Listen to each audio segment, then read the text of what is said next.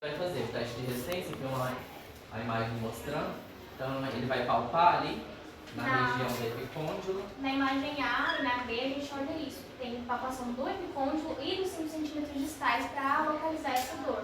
Que aí a gente, como tem os sintomas parecidos, aí precisa palpar essas duas regiões para saber do que é a dor. Se vocês quiserem fazer, é só fazer proloscopia no caso, achar a cabeça do rádio, vai, encontra o epicôndilo, 5 centímetros e faz. Ele está resistindo à supinação. E aí no de baixo ele está resistindo à extensão, também fazendo a palpação enquanto ele resiste. A extensão do Isso, associada ao cílio radial. Aí tem um teste, né, que é usado muito para também avaliar, que chama teste da regra dos 9, em que é feito 9 pontos no antebraço, mais na parte proximal. E aí ele vai detectar os locais, né, de dor e diferenciar, por exemplo, se é uma síndrome do túnel radial, se é do nervo mediano, né, e os pontos controle. Então ele vai fazer essa palpação, são pontinhos mesmo, bem perto um do outro, para fazer a diferenciação, 9 pontos, e aí ele vai palpando, apertando e vendo o que o paciente está sentindo para diferenciar. É muito utilizado nessa síndrome. Sobre os exames complementares, o exame clínico, então, ele vai ser o mais importante. O local exato da dor ele pode ser feito através do teste da regra dos 9, igual eu acabei de falar, e a fraqueza do terceiro dedo e extensão do punho, que está localizado no trajeto do nervo. A ressonância magnética ela pode mostrar edema muscular ou atrofia junto com a distribuição do nervo interósseo posterior. Então não vai ser um exame que vai mostrar muita coisa. No máximo você vai ver um edema, uma atrofia ali, bem pouco, igual a Thalita falou, mas não vai ser o exame que você vai usar para padrão ouro que vai diagnosticar aquilo ali. Como Vai ser é mais uma clínico. síndrome que não é tão comum, então é mais fácil você ir eliminando outras síndromes que são mais comuns, que têm sintomas parecidos, como da epicondilite lateral, até chegar nesse diagnóstico da túnel radial. Não só a lateral, né? Todas as 3 síndromes que a gente vai falar, elas têm. A única que difere entre supinador e radial é a do interósseo, porque ele vai ser mais motor, sintomas motores. Então, assim, é muito complicado.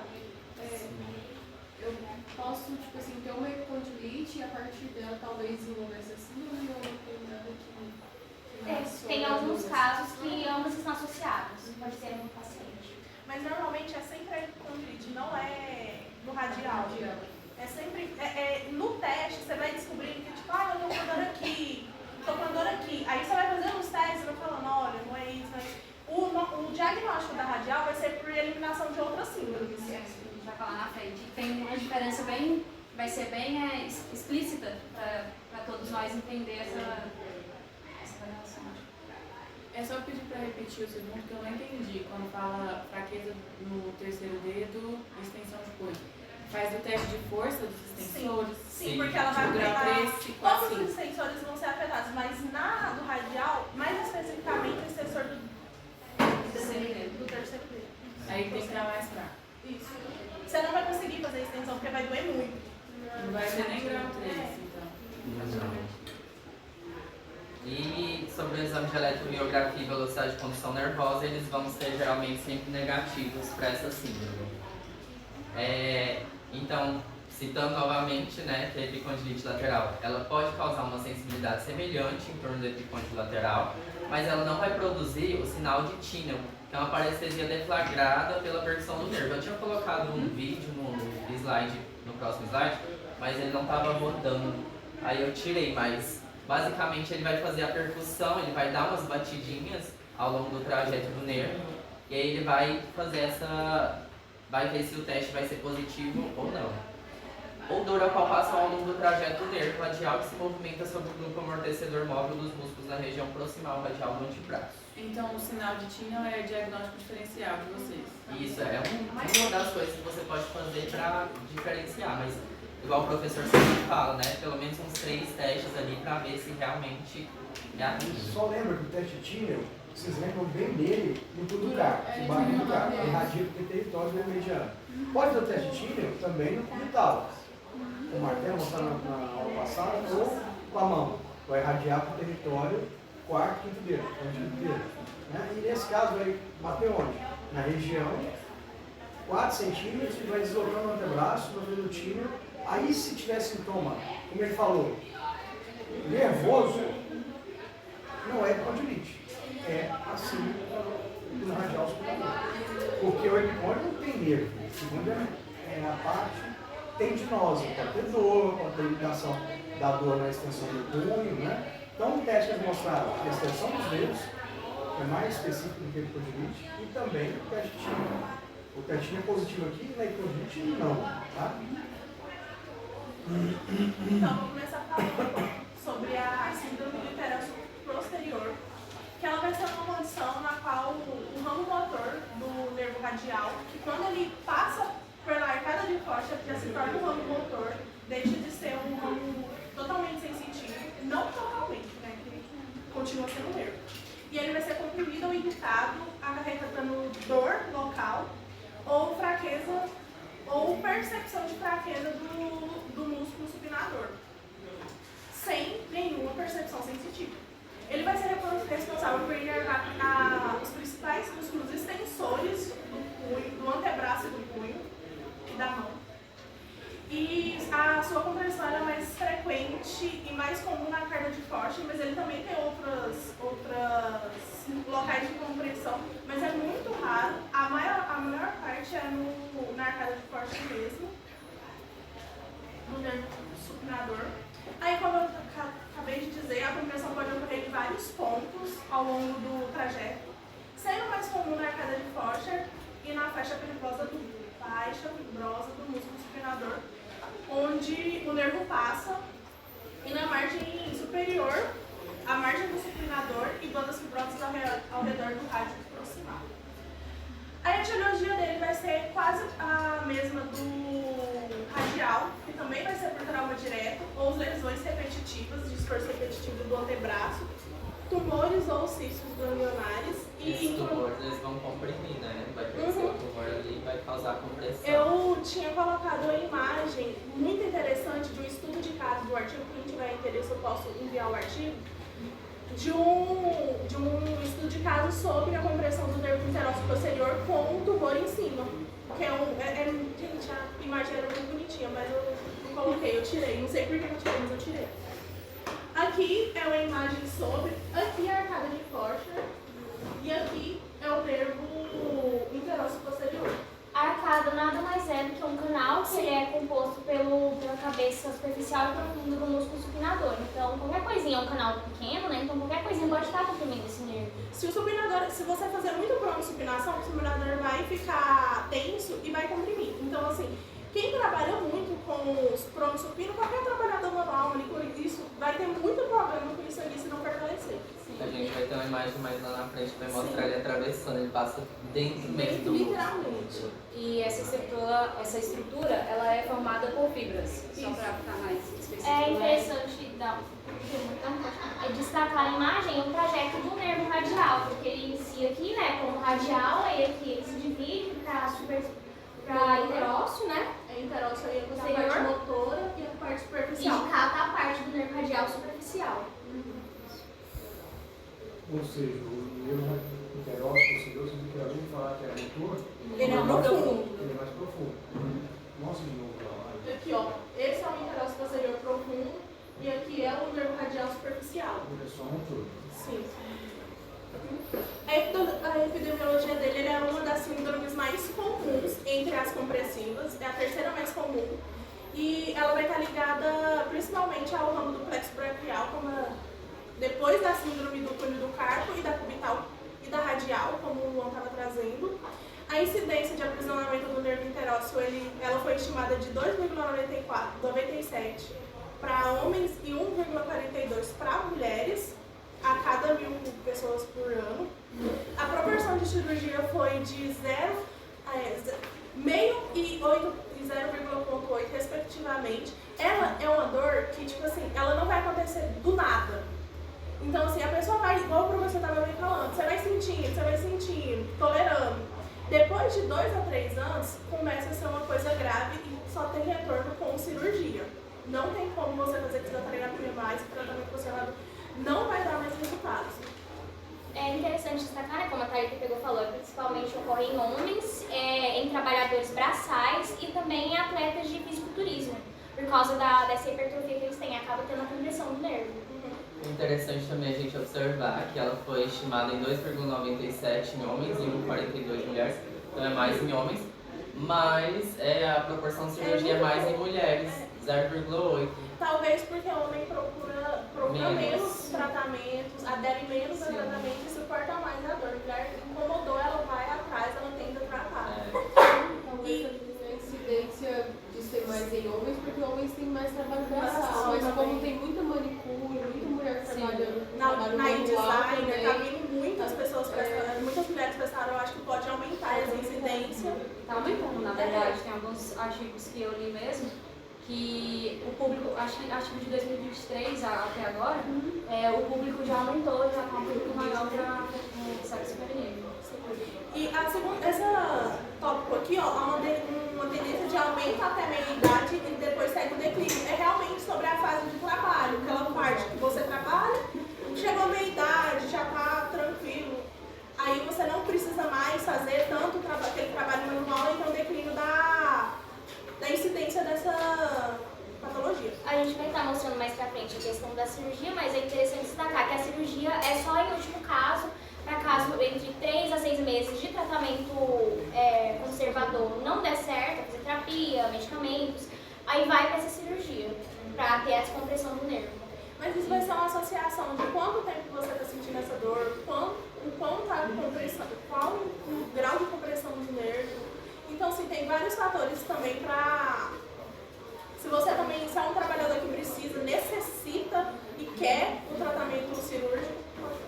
Eu não sei se você falou que eu estava achando a garrafinha, quem avalia o grau de compressão do nível é a gente ou o médico? Eu acho que pode pedir um eletromiograma para ver se tá passando o quão tá vindo e quando tá passando o potencial. Não é impulsão, o potencial de ação do nervo. Da função do nervo, se pegar O eletromiógrafo de superfície, aquele que tem os eletrodos igual do tênis, igual do aparelho de forte russo, o seu trabalho tem sua clínica utilizar. Feedback, normal.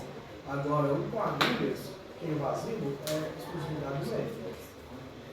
Apesar que nós temos algumas técnicas invasivas que a gente usa aqui, como a acupuntura e tal, mas esse exame específico você vai pedir o exame ou ele já vai vir. não executa. para avaliar mais para avaliar a função mesmo.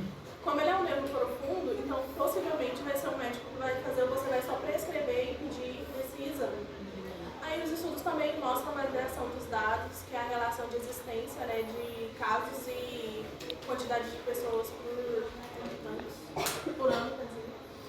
O exame físico e a anamnésia vai ser a mesma coisa, vírgula, né? Mas vai ser muito parecido com o túnel radial, você vai fazer o histórico, vai fazer todo o que o Luan explicou na primeira parte, vai fazer inspeção, palpação, história, HPV-RTA e tudo.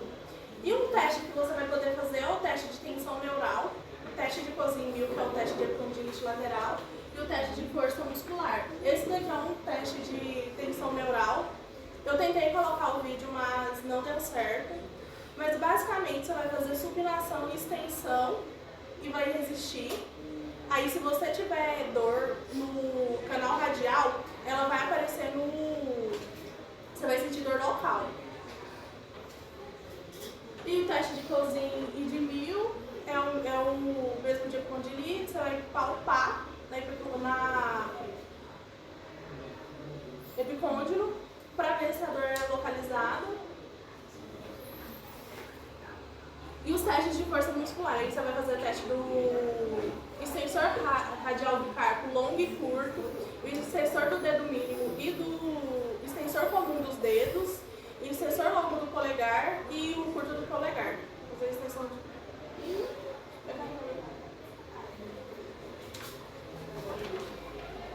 E os exames complementares, como eu acabei de falar com a Elô, vai ser eletromiografia, ressonância magnética e ultrassom. O ultrassom sendo mais utilizado porque é o mais barato e mais fácil do convênio liberar. Aí só dando mais lá dentro, que a gente falou sobre a questão da cirurgia, né? Essa cirurgia, ela não elimina 100% a dor de imediato. Então, isso vai também muito do cuidado que o paciente tem no pós-operatório. Que vai ser um início muito precoce da fisioterapia no pós-operatório. E depende também do dano, né, que teve no nervo, que às vezes vai ser visto na hora da cirurgia. Sim, sim. Então tem essa diferença. Então é bom sempre deixar claro para o paciente que a cirurgia, após o término ou durante até uma semana, não vai eliminar a dor totalmente. Aqui na síndrome do supinador, ela vai se dar pela compressão do nervo interósseo, que é o que a Thalita acabou de falar anteriormente, que é um nervo que ele faz a diferenciação, né? Que ele é um nervo que tem um ramo mais profundo e ele um ramo mais profundo e ele é diferenciado porque ele está especificadamente na questão do déficit motor também. Alguns autores, a gente até estava lendo os artigos, e aí falando sobre a síndrome do túnel radial e a síndrome do interósseo posterior e a do supinador, tem os mesmos espectros, né? A gente leu, acaba que a gente até dá uma bagunçadinha na nossa cabeça, mas a gente conseguiu separar por conta disso, porque o túnel radial ele não tem perca de sensibilidade.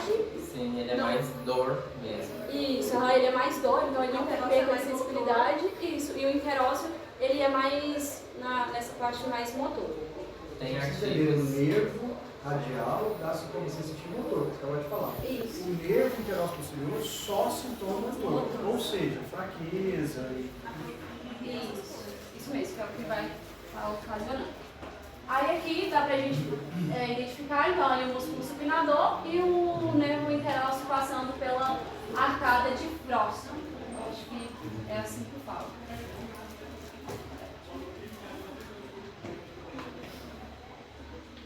Deixa eu só voltar aqui. Falando um pouco sobre essa arcada de Frost, eu até dei uma introdução falando que ela é formada por fibras, né? Fibras, né? Isso, ela é formada por fibras. E ela é localizada mais aqui na parte proximal, né, do músculo supinador e mais superficial. E o nervo interósseo posterior passa por dentro dela. Então, o aumento da tensão do supinador pode acabar comprimindo o músculo, como eu mencionei no caso dos fisiculturistas.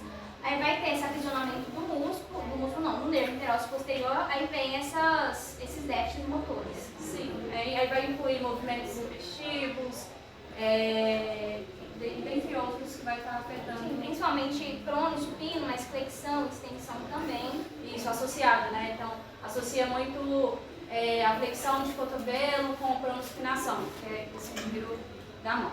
Aí aqui fala que os sintomas eles são semelhantes à epicondilite lateral, mas aí é bom diferenciar porque a síndrome do supinador, ela vai ter uma dor mais irradiada, então ela vai percorrer todo o trajeto do nervo interósseo posterior e o paciente ele vai mais reclamar de um cansaço, um peso no antebraço, pode também ter parestesia também nesse local. E diferente um pouco da epicondilite lateral, que é mais local e mais superficial. Então a diferença é porque a do supinador ele é mais profundo, então a pessoa vai reclamar de uma sensibilidade em questão de peso e vai atrapalhar muito nessa extensão de punho e de dedos, né?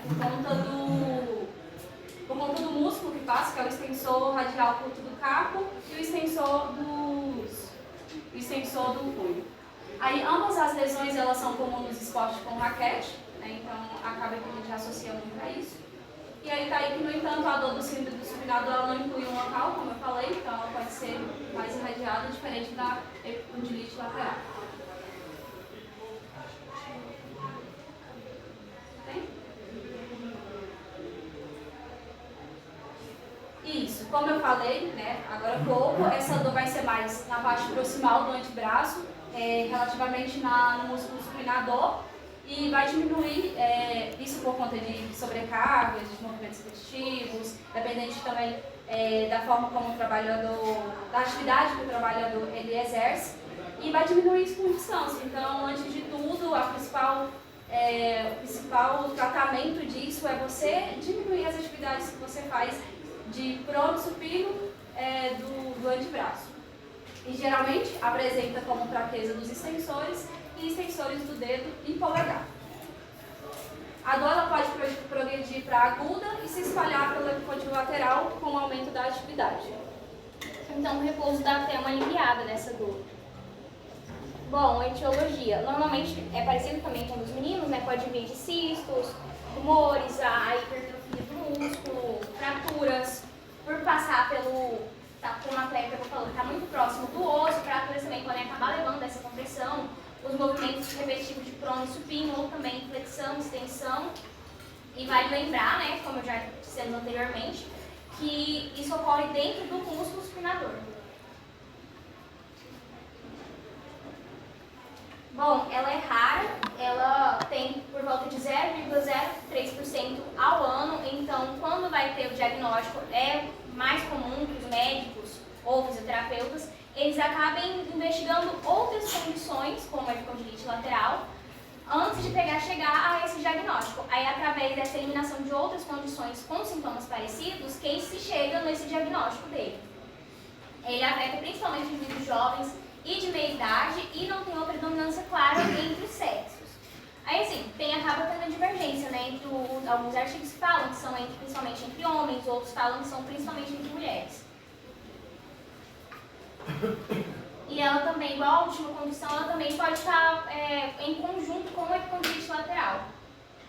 No exame físico e na anamnese vai ter uma inspeção estática, vai analisar uma hipertrofia dessa região, porque a hipertrofia do supinador pode acabar comprimindo o nervo.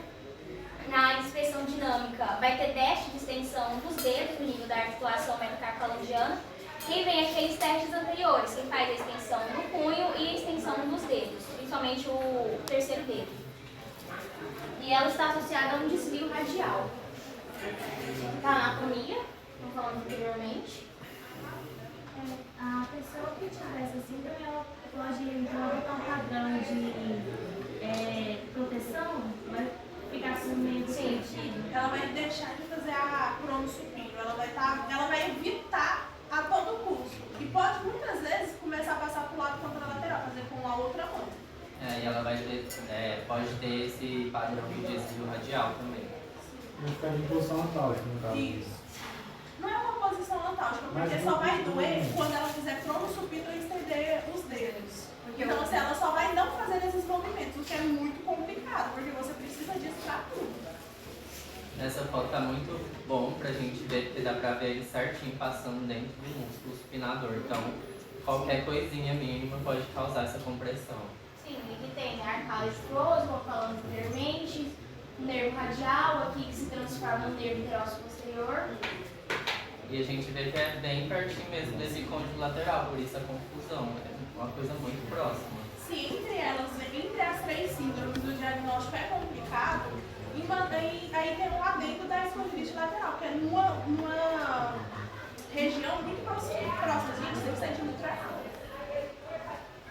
Aí também tem a questão de poder estar associado com a epicondilite lateral, então dificulta esse diagnóstico, porque se o paciente ele tem uma epicondilite lateral, ele vai ser diagnosticado para ela e tratado para ela, e acaba que passa batida, entre aspas, essa condição e fica sem um devido tratamento. Sim, muitas vezes é diagnosticado com epicondilite, um artigo que eu vi, que muitas vezes é subdiagnosticado essas síndromes.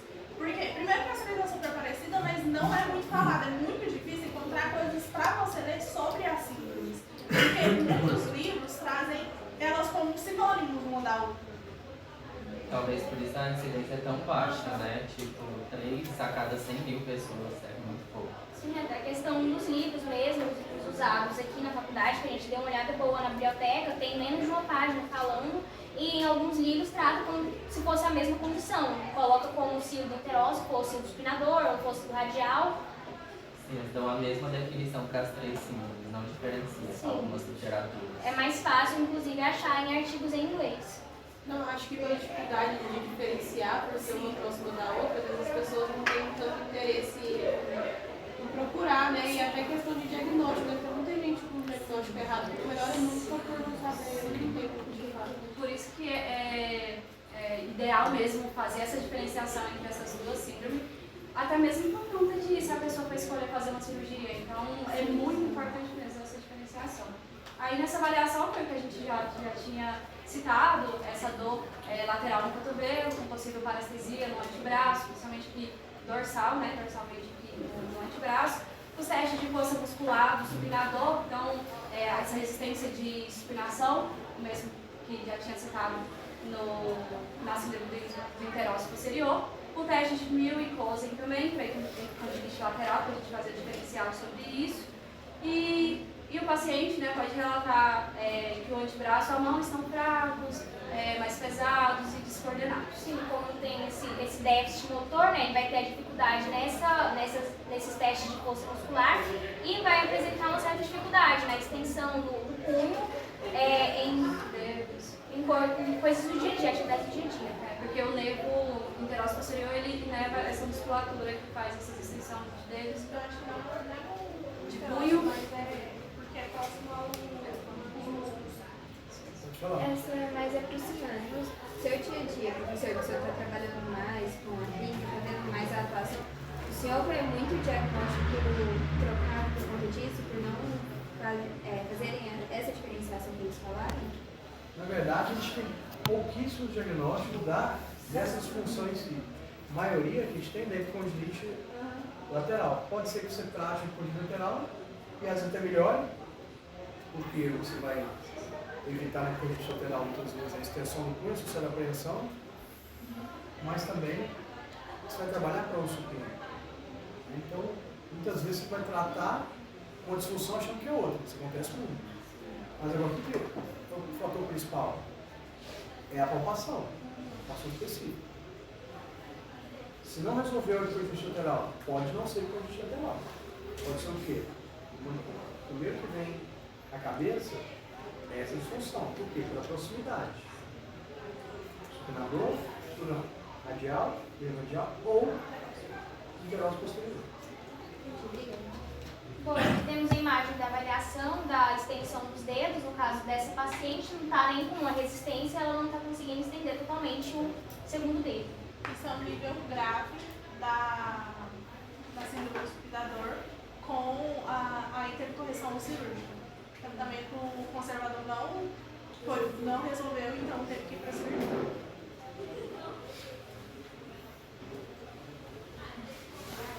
Bom, os testes provocativos. Vai ter teste de supinação resistida, teste de extensão de punho, o sinal de close.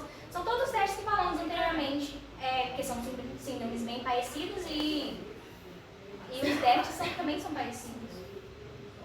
Que dificulta, né, diferenciar, porque sim, se mas as testes são os mesmos, como parecidos, Então, assim, não tem um exame próprio para ela, né? Vai fazer esse exame para diagnosticar. Então, o diagnóstico é baseado nos sintomas e nos testes provocativos, e ainda eliminando outras síndromes que têm sintomas parecidos. Aí o diferencial mesmo vai ser ou ultrassom ou eletromiogramas. Vai ser isso que você vai conseguir diferenciar. Fez todos os testes, fez toda a palpação, não conseguiu encontrar, vai ter que ser um exame complementar para ver, para especificar de cada... Sim, também é possível fazer a radiografia do cotovelo para ver se tem alguma alteração óssea, se tem alguma fratura, algo, né, que acabou acarretando nisso.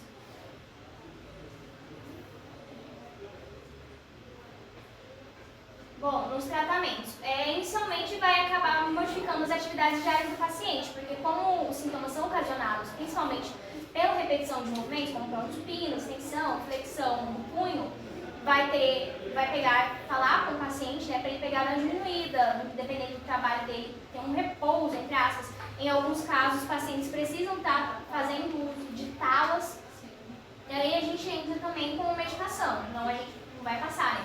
Tem anti-inflamatórios não esteroides, analgésicos de injeção de corticosteroides, tem imobilizações como o uso da tala, tem a fisioterapia a gente pode usar ultrassom, bioterapia, alongamentos, fortalecimento. Mas aí o alongamento é somente quando a pessoa na fase mais pré-aguda, e o paciente aguenta fazer Mas isso aí vai de paciente para paciente, né? Porque se for uma pessoa que está acostumada à dor, o mecânico... já está vindo há muito tempo, sintomas. No nosso Eu seminário, falei que desligou. Não. Desligou? Desligou o computador. Essa extensão não está funcionando. Não. Pode ir. no nosso seminário,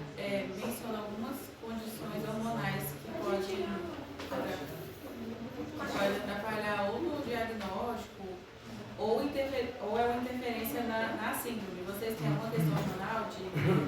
Nas pesquisas que a gente fez, não encontrou nada relacionado ao hormonal. Mas a gente pode pesquisar mais e tentar trazer isso, porque tipo, é muito... Não, eu acho que nem deve ter. É, porque síndrome do túnel do carpo tem muita coisa, aí dá tempo de pesquisar isso. Não, mas não fala nada, mas assim, pode ser que tenha, né? Porque eu acho que seria mais específico em mulheres, porque a gente tem, o nosso ciclo menstrual é muito complexo, é liberação de muitos hormônios que podem afetar em tudo. Então pode ser que possa afetar, ter uma contração maior do supinador quando está numa fase específica, mas assim, a gente não viu nada relacionado, foi um estudo. Coloca o computador em cima da cadeira e coloca lá no... A gente só vai finalizar Só pra porque... mostrar a imagem, que eu acho que é um dos mais importantes. Porque foi isso que eu vou dar pra todo mundo. Só tem mais duas Coloca em imagens. cima da cadeira. Só tem umas imagens de mais alguns testes e da anatomia também.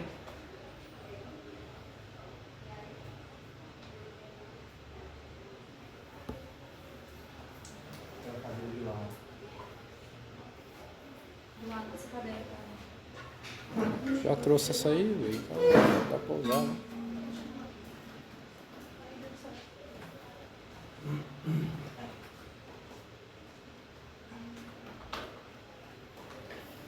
Bom, então a cirurgia só vai ser em casos mais severos, em que o paciente fez o tratamento conservador e durante 3 a 6 meses e não obteve um bom resultado, um alívio dos sintomas, ou em casos de dor persistente por volta de 12 semanas, dores muito fortes. Ou também por vontade do próprio paciente. É a parte da física que as meninas já mencionaram, né? Que é a prevenção das atividades dos movimentos repetitivos que agravam. O uso de talas, principalmente à noite, né? Porque o paciente fica mais quietinho. Então você deixa ele lá com o braço imobilizado para deixar no local certo. O alongamento, igual as meninas falaram também, quando na fase mais crônica, subaguda, quando a pessoa tolera. Pode também fazer mobilização, deslizamento do nervo radial para fazer esse despregamento aí, né? Para lubrificar o nervo para ele conseguir deslizar entre as estruturas que ele está comprimindo. Aí pode usar terapias manuais, né? Mobilização de tecidos moles, ali perarticulares, né? Partes moles que estão próximas ao local. O fortalecimento também da musculatura, né? Principalmente a musculatura dos extensores. E atividades funcionais, como a facilitação proprioceptiva e exercício em cadeia cinética fechada. Aí tem algumas imagens também dos testes de força muscular, do extensor radial longo e curto do carpo, do radial curto do carpo, supinador, de duas formas ali diferentes, dos extensores dos dedos, supinador de bíceps braquial. E a gente tem umas imagens da cirurgia também, da descompressão desse nervo. Eu não sei se dá pra ver direito, mas o nervo tá passando bem aqui. E tem outra também. Essa daí é Essa é marcada. do interosseum posterior. Interosseum Bem posterior. marcada. Mais. Igual a gente falou que é uma parte mais fibrosa, né? Sim. E o músculo supinador. As nossas referências, a gente tem que procurar muita coisa para achar informação. E é isso.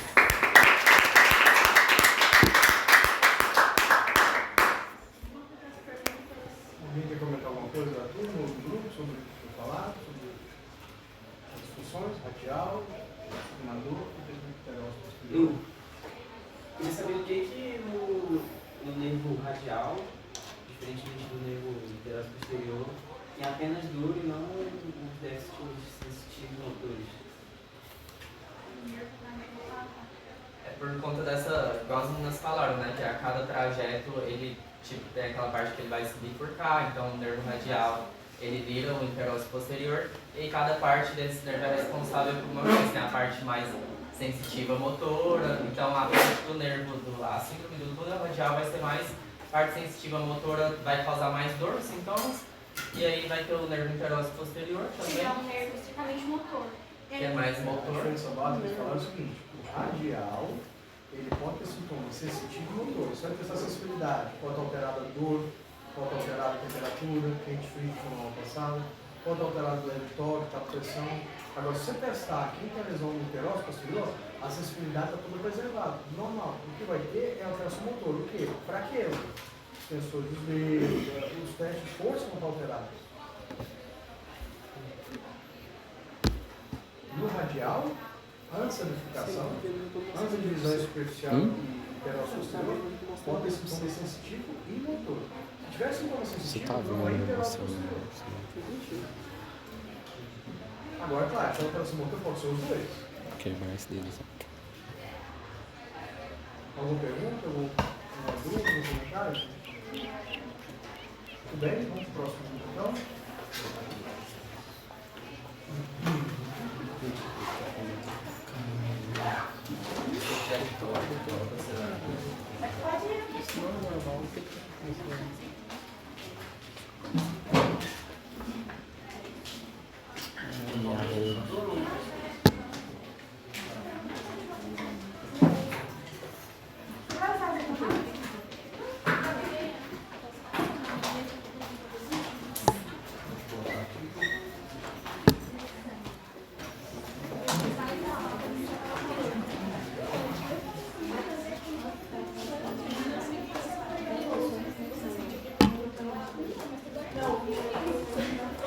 Eu respondendo.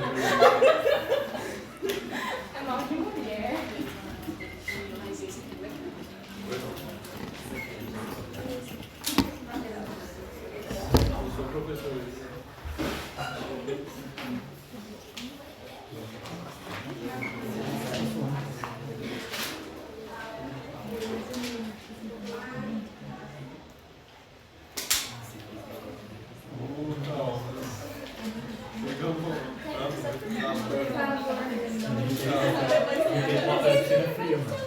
Passar o mortaço. Nossa, vai estar Aí vai lá e tá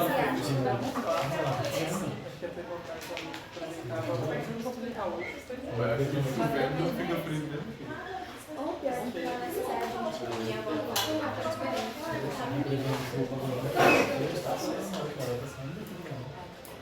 Pessoal, aí mais uma vez eu queria dizer para vocês, não vou mudar a fala de uma pessoa para outra, sempre que o nome, tá?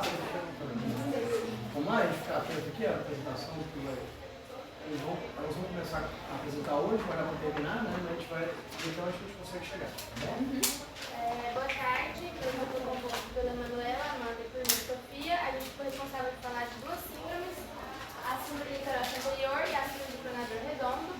Eu vou dar início sobre a síndrome de interesse anterior. O nervo interesse anterior ele é um campo motor do nervo mediano e ele corre profundamente no antebraço juntamente com a artéria de interesse anterior. O nervo mediano ele vai inervar três músculos do antebraço, que são o flexor longo do polegar, o pronador quadrado e a metade radial do flexor profundo dos dedos. Já na mão, ele inerva cinco músculos, que são os dois umbilicais laterais, o oponente do polegar, o abdutor curto do polegar e o flexor curto do polegar. A paralisia do lado desses músculos é conhecida como a síndrome do interesse superior.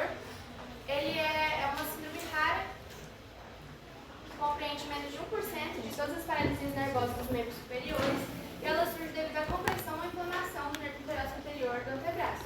Ela vai ser caracterizada por fraqueza motora nos músculos inervados, sem alterações de sensibilidade e nem sensação de formigamento. Ela pode ser causada por compressão, inflamação ou trauma do nervo interesse superior. A causa mais comum da compressão inclui anomalias anatômicas, como bandas fibrosas ou músculo de Gangster, que eu vou explicar mais pra frente, fraturas, tumores ou vasos aberrantes, além de fatores como inflamação, traumas de repetição e fatores iatrogênicos. A causa mais frequente identificada envolve uma neurite imunomediada idiopática, uma lesão compressiva intrínseca no antebraço, incluindo condições como síndrome compartimental e neuropatia compressiva localizada, representada na segunda etiologia mais comum. O que é o vaso aberrante? Eu não vou saber explicar agora, mas... Vamos voltar um pouquinho mais devagar, vamos ver o que você entendeu que você fez a leitura, né? Vamos voltar um pouquinho. Introdução. O nervo interesse anterior, né? Você falou. Ele é uma raiz do nervo mediano. Ele é um nervo puramente motor, então, como a Nathalie e o grupo dela tinha explicado, vai ter variações, ele não vai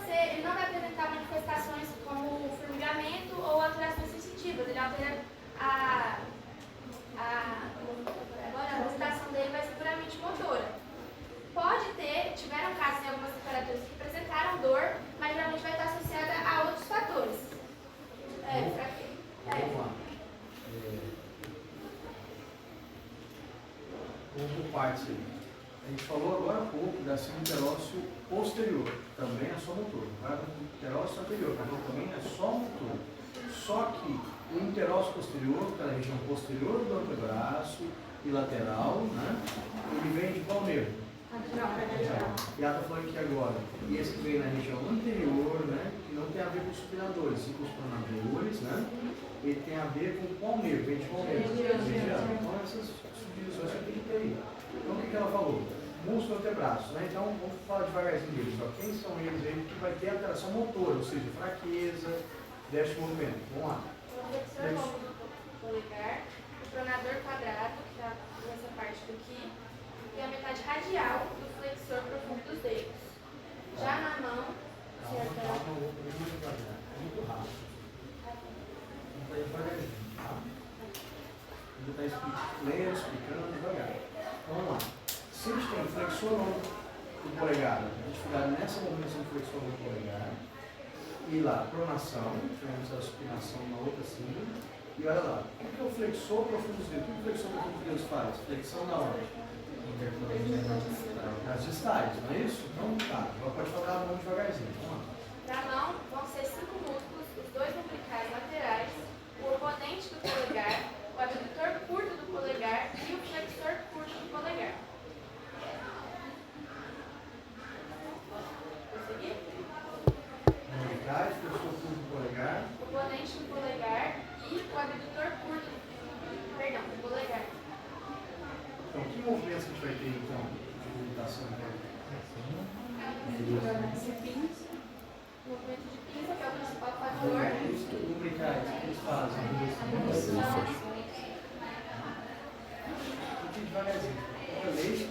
Essa é a parte do movimento de pinça, um fator muito importante dessa síndrome, só que eu vou deixar para a Manu explicar aqui na parte dela, que é inclusive um dos testes. Mas é isso aí que o professor falou em relação aos movimentos.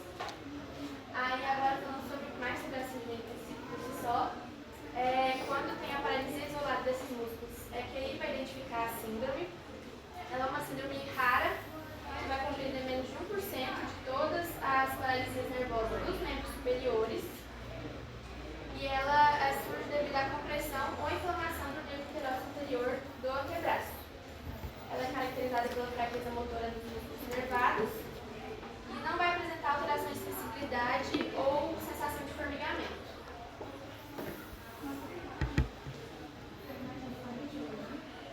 Nós continuar, só lembra então. Se não tem alteração de sensibilidade, como que eu testo a sensibilidade?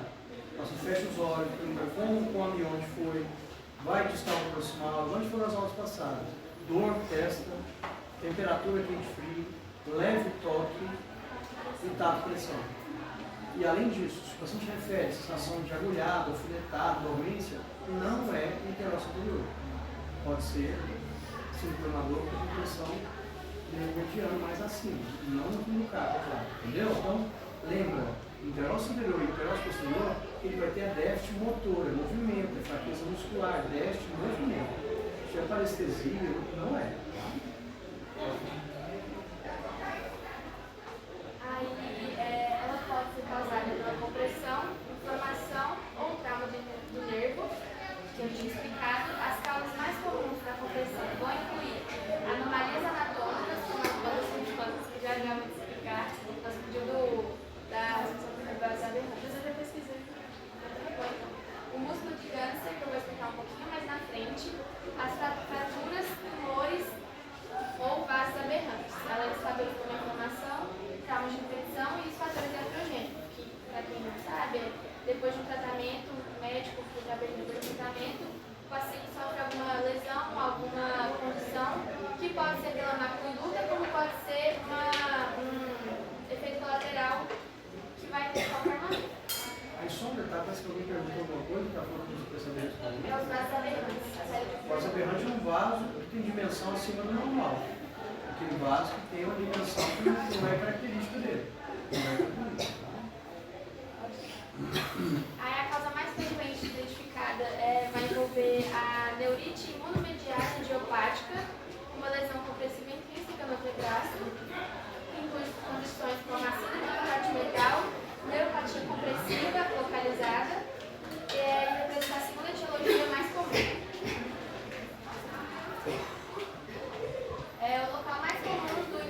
funcionamento ou compressão do nervo hidróceo anterior intrínseco, é a borda tendínea da cabeça profunda do músculo pronador redondo.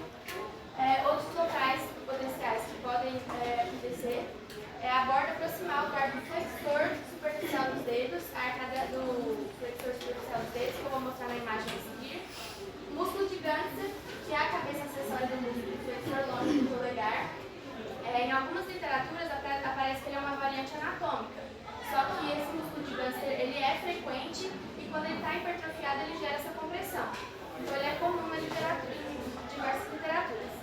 Aí tem os músculos acessórios do flexor superficial dos dedos ou do flexor profundo dos dedos, a trombose arterial, que é a artéria radial ou lunar foi implicada, e o lacertus fibroso ou fibrosus, que é a aponeurose bicipital.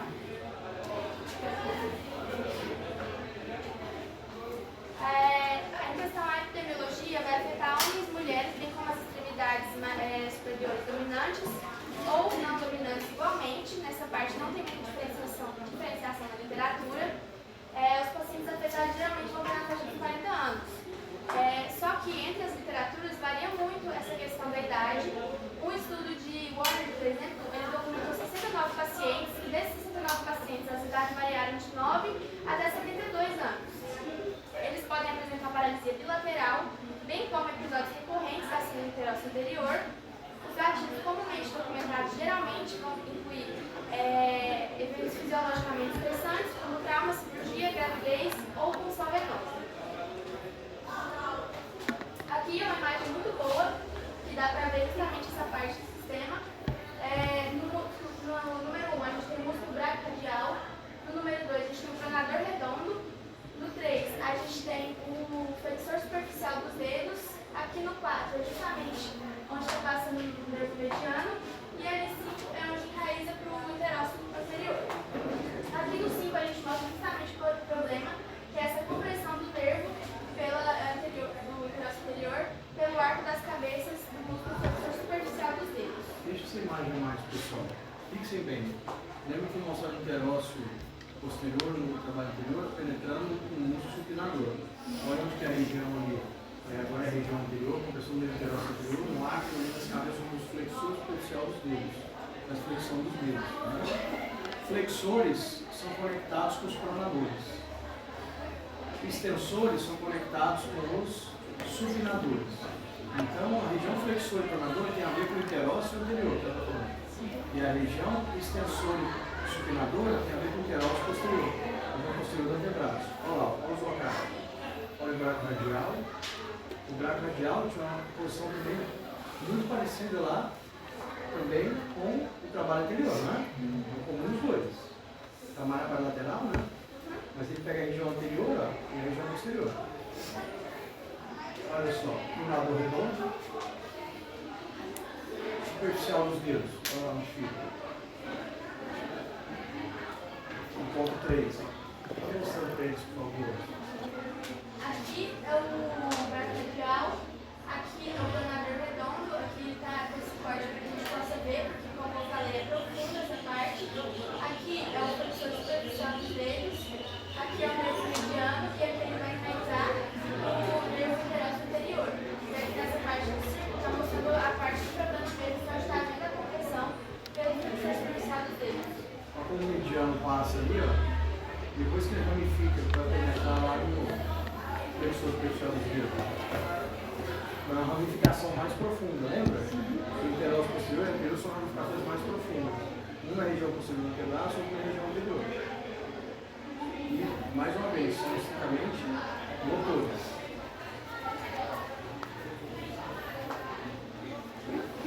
Agora eu vou falar sobre a avaliação. A anamnese bem detalhada, perguntando se há alguma sensação sensorial, porque como a Sofia já falou, essa é uma síndrome que ela é completamente motora, então ela não tem nenhuma alteração sensorial concomitante, então na anamnese tem que detalhar se o paciente sente algum formigamento, alguma parestesia, porque ela não é comum. Inspeção e palpação, o paciente ele chega com a queixa principal de dor súbita ou aguda, localizada no antebraço, ali na fossa cubital, que é como a Sofia falou, onde tem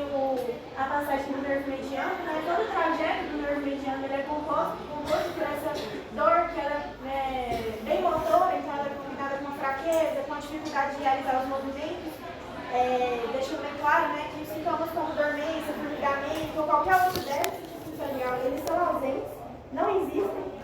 Então é um diagnóstico diferencial para essa síndrome é não ter as sensações sensoriais, né? Como a Sofia também já falou e o professor também adiantou, tem uma dificuldade muito grande em aproximar as falanges distais do polegar.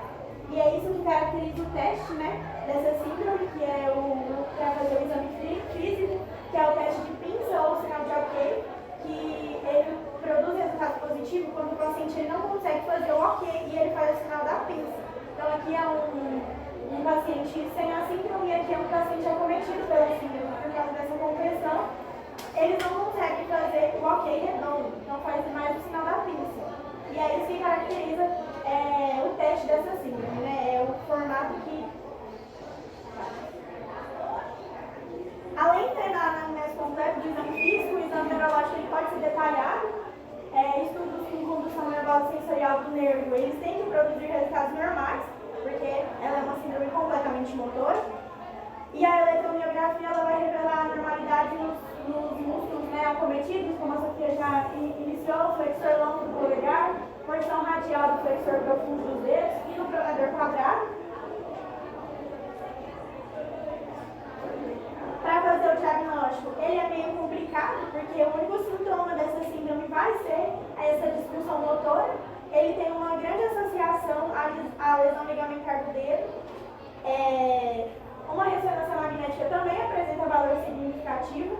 E para diferenciar a síndrome do anterósseo anterior com a síndrome do túnel do carpo e a síndrome do pronador, que a gente vai falar agora, é essa ausência de parestesia.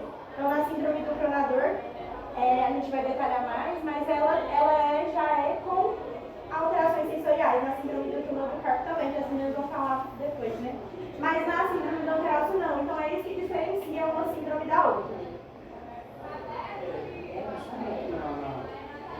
Avaliação.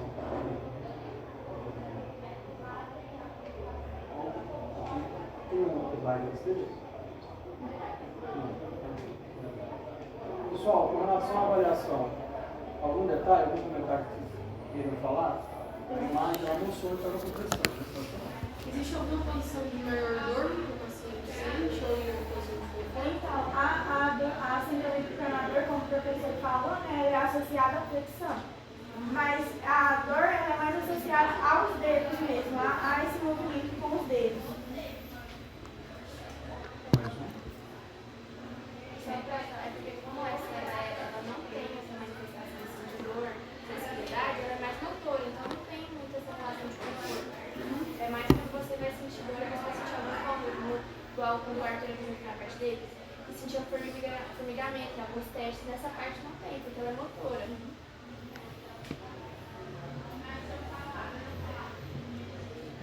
Teste pinça, então não faz um movimento redondinho, né? Que é característico da interrupção.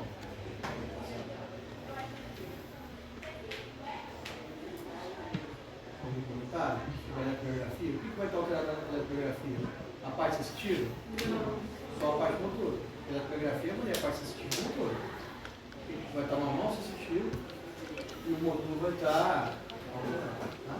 Pessoal, a gente vai encerrar por aqui hoje, depois na sequência a gente pode voltar um pouquinho, estudar um pouco mais, aí a gente tenta concluir mais alguns trabalhos na aula de vez. Tá? Tudo bem? Parabéns para o grupo.